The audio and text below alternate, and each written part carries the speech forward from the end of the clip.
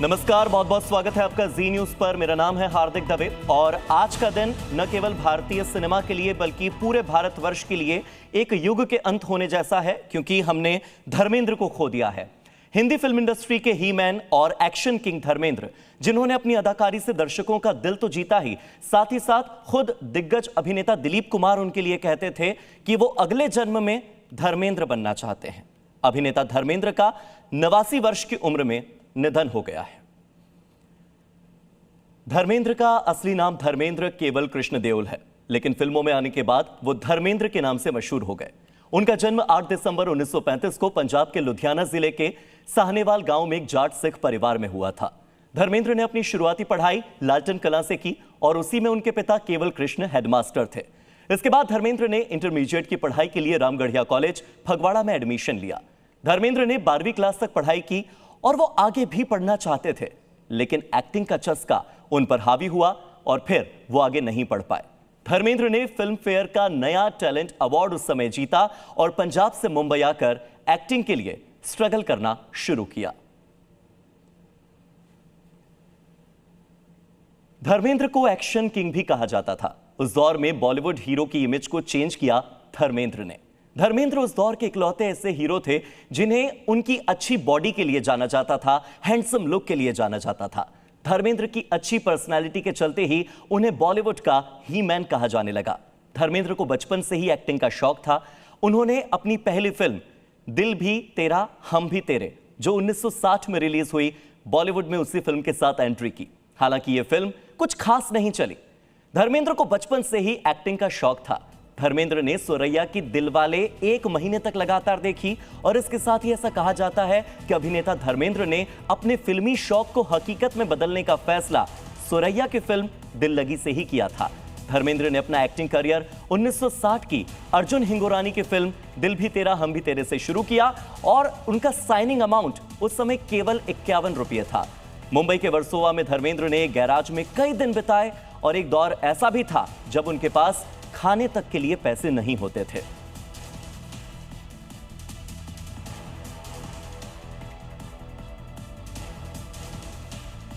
धर्मेंद्र की जिंदगी में एक समय ऐसा भी आया जब अपनी फिल्म के प्रीमियर पर धर्मेंद्र को किसी ने पहचाना तक नहीं और वो ट्रेन लेकर वापस अपने घर चले गए।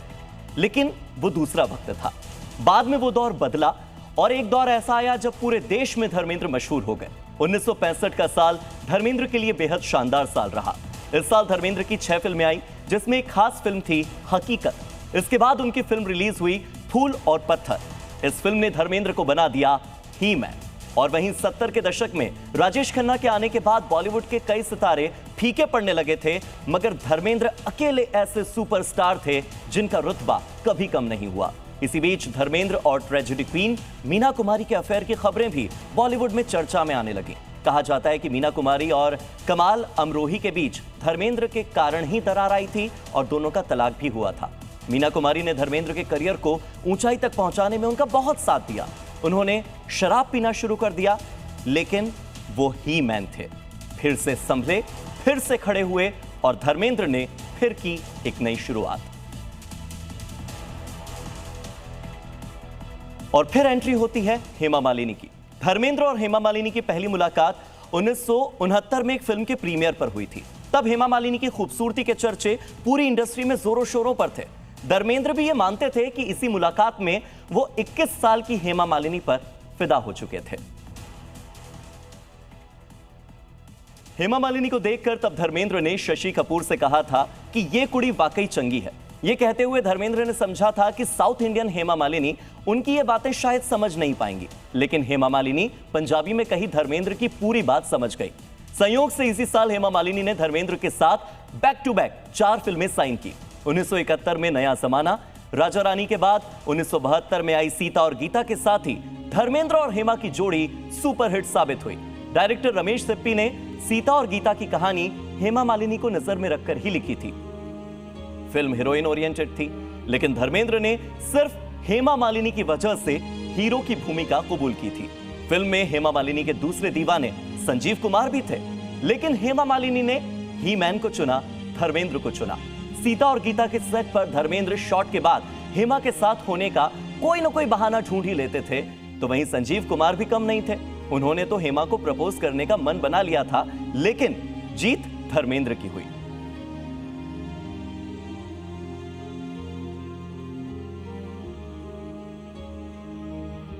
अभिनेता धर्मेंद्र की निजी जिंदगी काफी सुर्खियों में रही। उन्होंने 2 शादियां की। धर्मेंद्र जब 19 साल के थे तभी उनकी शादी प्रकाश कौर से कर दी गई थी। यह था साल 1954। तब उन्होंने फिल्मों में एंट्री भी नहीं की थी। इस शादी से उनके 4 बच्चे हुए। 2 बेटे सनी देओल और बॉबी देओल, जबकि 2 बेटियां अजीता और विजेता।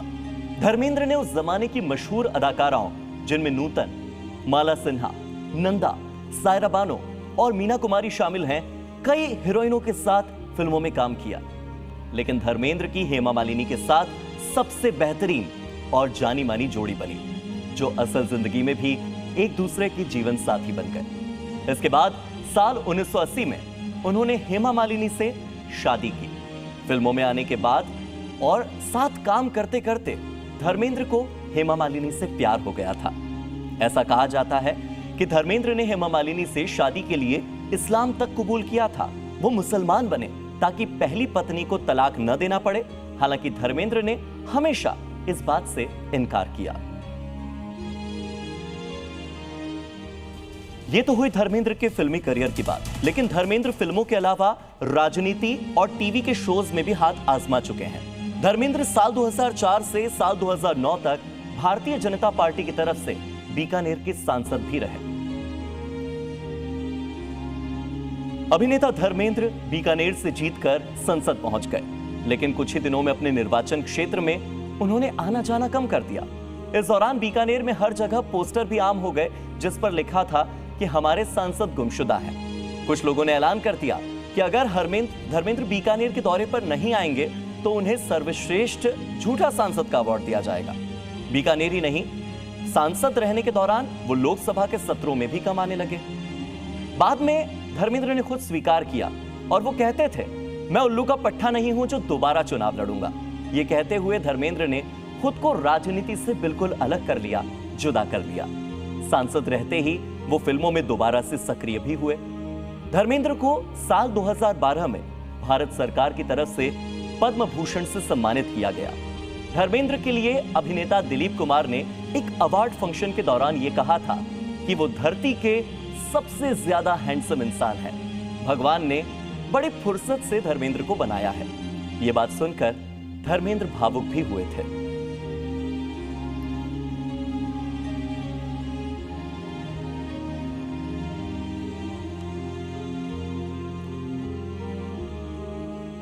पर्दे पर धर्मेंद्र का जादू 80 के दशक में धीरे धीरे कम होने लगा था, लेकिन आपको यह जानकर हैरानी होगी कि धर्मेंद्र से सबसे ज्यादा फिल्में 80 और 90 के दशक में ही करवाई गईं। उन्होंने इन्हीं 2 दशकों में सबसे ज्यादा फिल्मों को साइन किया।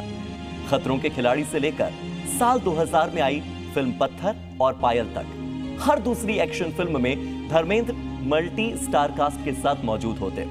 इनमें से कई फिल्में बी ग्रेड की भी थी। इस बात को लेकर कई बार धर्मेंद्र की आलोचना होती थी, लेकिन धर्मेंद्र ने किसी की परवाह नहीं की। पर्दे का वो ही मैन गरम धर्म के नाम से मशहूर होता चला गया।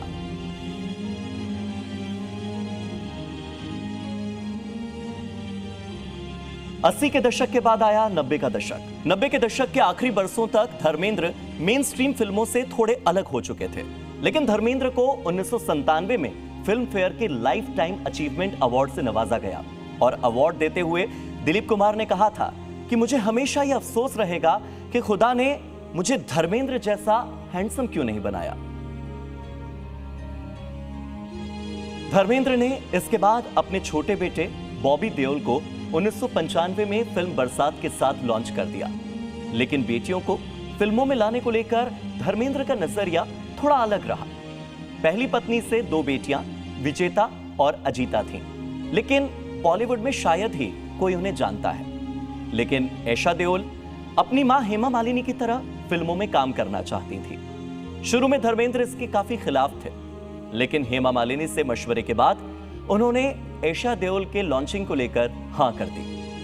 साल 2000 में उनकी एक फिल्म आई, फिर साल 2002 में 4 फिल्मों में ईशा देओल ने काम किया और इसी साल उन्हें बेस्ट डेब्यूटेंट एक्ट्रेस का अवार्ड भी मिला।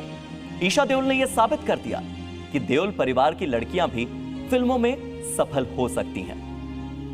फिल्मों को लेकर धर्मेंद्र के अपने जजमेंट हुआ करते थे, लेकिन हेमा मालिनी अक्सर अपने टीवी इंटरव्यूज में यह कहती हैं कि धर्मेंद्र हमेशा आखिरी राय उन्हीं की मानते थे।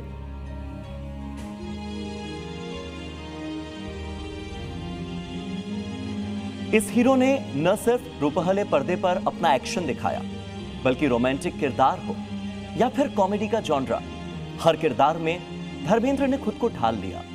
भारतीय सिनेमा का जब जब जिक्र होता है तो धर्मेंद्र का नाम सबसे पहले आता है। फिल्म अनुपमा का नौजवान लेखक अशोक हो या फिर शोले का वीरू, फिल्म यमला पगला दीवाना में धर्म सिंह बनकर 75 साल की उम्र में भी धर्मेंद्र ने दर्शकों को जमकर हंसाया, खूब गुदगुदाया। उनके जोश में कभी भी कोई कमी नहीं दिखी, वो हमेशा जिंदा दिल रहे। और आज जब 89 वर्ष की उम्र में वो इस पड़ाव पर आए जहां वो इस दुनिया को छोड़कर चले गए हैं, तब भी उनकी जिंदा दिली उन्हें आज भी लोगों के जहन में और भारतीयों के जहन में जिंदा रखे हुए है।